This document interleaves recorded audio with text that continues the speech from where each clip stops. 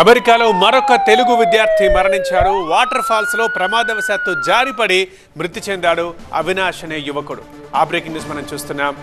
అల్బేనియాలో ఉన్నత చదువుల కోసం వెళ్లాడు అవినాష్ స్వస్థలం తూర్పుగోదావరి జిల్లా చిట్యాల.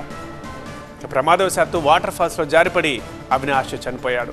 దీంతో మృతదేహాన్ని స్వదేశానికి తీసుకొచ్చేందుకు తానా ప్రతినిధులు ఏర్పాట్లు చేస్తున్నారు.